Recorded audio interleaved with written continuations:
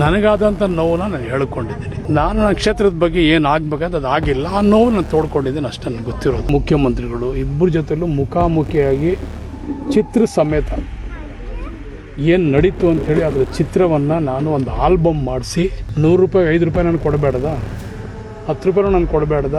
ಕಳೆದ ಮಾರ್ಚ್ 6ನೇ ತಾರೀಕು ಸಿಎಂ ಸಿದ್ದರಾಮಯ್ಯ ಮಂಡಿಸಿದ್ದ ಬಜೆಟ್ ಬಗ್ಗೆ ಬಹಿರಂಗವಾಗಿ ಅಸಮಾಧಾನ ಹೊರಹಾಕಿದ್ದ ರಾಮನಗರ ಶಾಸಕ ಇಕ್ಬಾಲ್ ಹುಸೇನ್ ಮತ್ತೆ ತಮ್ಮ ಮಾತನ್ನ ಸಮರ್ಥನೆ ಮಾಡಿಕೊಂಡಿದ್ದಾರೆ. ಹಾಗೆ ತಮ್ಮ ಹೇಳಿಕೆಗೆ ಸ್ವಪಕ್ಷ ನಾಯಕರ ಆಕ್ರೋಶದ ಬಗ್ಗೆ ಕೂಡ ರಿಯಾಕ್ಟ್ ಮಾಡಿದ್ರು. ನನ್ನ ಕ್ಷೇತ್ರದ ಬಗ್ಗೆ ನಾನು ಏನೇನು ನೋವು ತೋಡ್ಕೊಂಡಿದ್ದೆ, ಅದಕ್ಕೆ ಪ್ರತಿಫಲವೇ ಸಿಕ್ಕಿಲ್ಲ. ಕ್ಷೇತ್ರದ ಅಭಿವೃದ್ಧಿಗೆ 100 ರೂಪಾಯಿಗೆ 5 ರೂಪಾಯಿನಾದ್ರೂ ಕೊಡಬಾರ್ದಾ ಅಂತ ಮತ್ತೆ ಸರ್ಕಾರದ ವಿರುದ್ಧ ಬೇಸರವನ್ನ ಹೊರಹಾಕಿದ್ದಾರೆ. ನಾನು ಸಿದ್ದರಾಮಯ್ಯನವರು ಹಾಗೆ ಡಿ ಕೆ ಶಿವಕುಮಾರ್ ಅವರ ಜೊತೆ ಕೂಡ ಚಿತ್ರ ಸಮೇತವಾಗಿ ಚರ್ಚೆ ಮಾಡಿದೆ. ಮನೆ, ಹಸು, ದನ, ಕರ, ರಸ್ತೆ, ಚರಂಡಿ ಬಗ್ಗೆ ಮಾತಾಡಿದೆ. ನನ್ನ ನೋವು ಬಗ್ಗೆ ಹೇಳ್ಕೊಂಡೆ.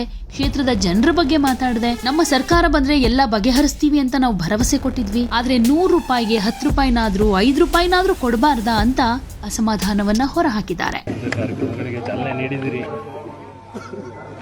ಅದಾದ್ಮೇಲೆ ಹೇಳ್ಬಿಡಿ ಮಧ್ಯಾಹ್ನ. ಸರ್, ಈಗ ನೇರವಾಗಿ ಸರ್, ಈಗ ಬಜೆಟ್ನ ವಿಚಾರವಾಗಿ ಅಸಮಾಧಾನ ಹೊರಹಾಕಿದ್ದೀರಿ ಸರ್. ನಿಮ್ಮ ವಿರುದ್ಧ ನಿಮ್ಮ ಪಕ್ಷದ ಕೆಲ ಶಾಸಕರು ಆಕ್ರೋಶವನ್ನು ಹೊರಹಾಕ್ತಾ ಇದ್ದಾರೆ, ಏನು ಹೇಳ್ತೀರಿ ಸರ್? ನಾನು ಎಲ್ಲದಕ್ಕೂ ಖುಷಿ ಪಡ್ತೇನೆ, ಸಂತೋಷ ಪಡ್ತೇನೆ.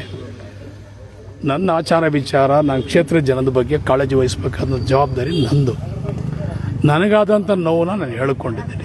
ನಾನು ಬೇರೆ ಕ್ಷೇತ್ರದ ಬಗ್ಗೆ ಆಗಲಿ, ಬಡ್ಜೆಟ್ ಬಗ್ಗೆ ಆಗಲಿ, ಬೇರೆ ವಿಚಾರದ ಬಗ್ಗೆ ನಾನು ಎಲ್ಲೂ ಕೂಡ ಮಾತು ಆಡಲ್ಲ, ಚಕಾರನೂ ಹೇಳಲಿಲ್ಲ. ನಾನು ನನ್ನ ಕ್ಷೇತ್ರದ ಬಗ್ಗೆ ಏನು ಆಗ್ಬೇಕಂತ ಅದು ಆಗಿಲ್ಲ. ಆ ನೋವು ನಾನು ತೋಡ್ಕೊಂಡಿದ್ದೀನಿ ಅಷ್ಟೇ ನನಗೆ ಗೊತ್ತಿರೋದು.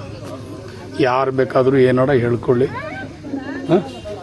ಯಾರಿಗೆ ಒಳ್ಳೇದು ಅನ್ನಿಸ್ತದೆ ಒಳ್ಳೇದಾಗಿದ್ರೆ ಒಪ್ಕೊಳ್ಳಿ, ಕೆಟ್ಟದಾಗಿದ್ರೆ ಬೇಕಾದ್ರೆ ತಿರಸ್ಕಾರ ಮಾಡಲಿ. ನನ್ನ ಕ್ಷೇತ್ರಕ್ಕೆ ಆ ನೋವನ್ನು ನಾನು ಹೇಳ್ಕೊಂಡಿದ್ದೀನಿ.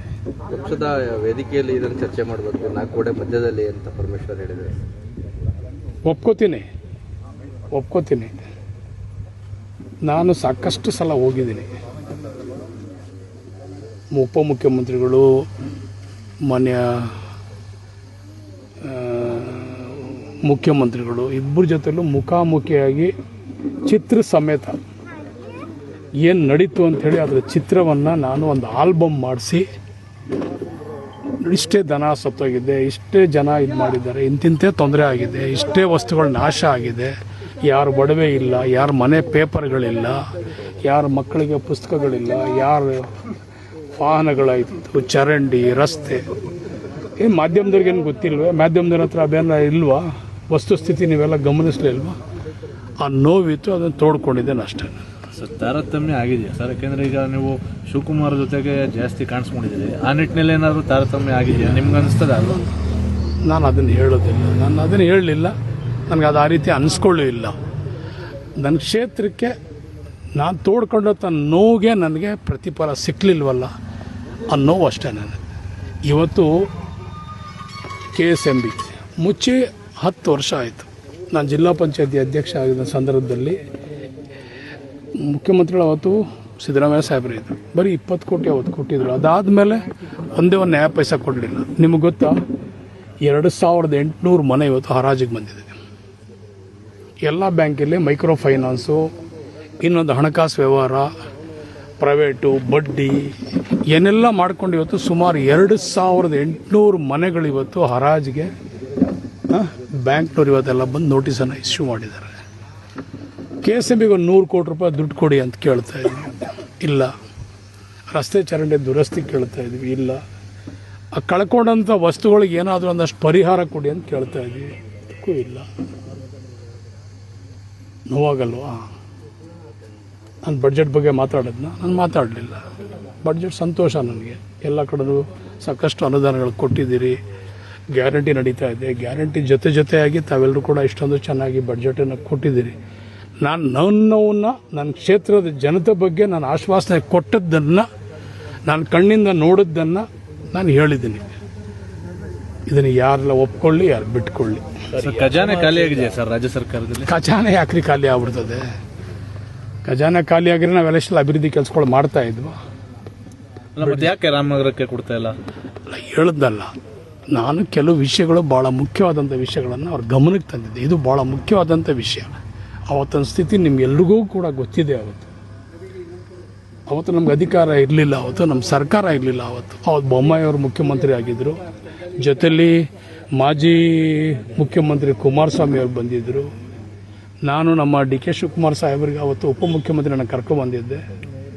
ಆ ಪರಿಸ್ಥಿತಿ, ಆ ವ್ಯವಸ್ಥೆ ನೋಡ್ಬಿಟ್ಟು ಅವ್ರ ಕಣ್ಣಲ್ಲಿ ನೀರು ಹಾಕ್ಕೊಂಡು, ಏನು ರಾಮನಗರನ ಇದು, ಎಲ್ಲಿ ಏನಿದೆ ಅಂದ್ಬಿಟ್ಟು 1 ವರ್ಷ ಬದಿ, ಆ ಗಲೀಜು, ಆ ಇದು ಎಲ್ಲನೂ, ಆ ದನ ಸತ್ತಿದ್ದು, ವಾಸನೆ ಯಾವ ರೀತಿ ಇತ್ತು ರಾಮನಗರ. 1 ವರ್ಷ ಅದನ್ನು ನಮ್ಮ ನಗರಸಭೆಯವರು, ನಮ್ಮ ಸಾರ್ವಜನಿಕರು ಎಲ್ಲರೂ ಕೂಡ ಶುದ್ಧ ಮಾಡೋಕ್ಕೆ 1 ವರ್ಷ ತಗೊಂಡು ಒಂದು ಆಶ್ವಾಸನೆ ಕೊಟ್ಟಿದ್ವಿ. ನಾವು ಸರ್ಕಾರ ಬಂದ ಮೇಲೆ ಇದನ್ನೆಲ್ಲೂ ಕೂಡ ವ್ಯವಸ್ಥೆ ಮಾಡ್ತೀವಿ, ನಿಮಗೆ ಸೂಕ್ತವಾದಂಥ ಪರಿಹಾರ ನಮ್ಮ ಸರ್ಕಾರ ಕೊಡ್ತದೆ ಅಂತ ಹೇಳಿ ನಾವೆಲ್ಲರೂ ಕೂಡ ಅವ್ರಿಗೆ ಮಂದಟ್ಟು ಮಾಡಿದ್ವಿ. ಮಾಡಬೇಡ್ದ, 100 ರೂಪಾಯಿ 5 ರೂಪಾಯಿ ನಾನು ಕೊಡಬೇಡ್ದ, 10 ರೂಪಾಯಿನೂ ನಾನು ಕೊಡಬೇಡ್ದ.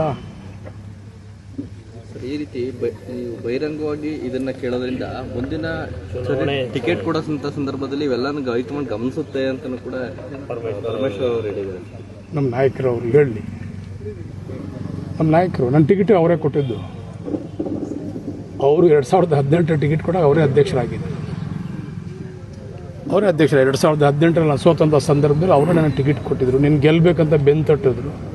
ಕೆಲವು ಸಂದರ್ಭದಲ್ಲಿ ಅವ್ರ ಆಶೀರ್ವಾದ ನನಗಿರ್ತದೆ, ಏನಿಲ್ಲ. Subscribe to One India and never miss an update.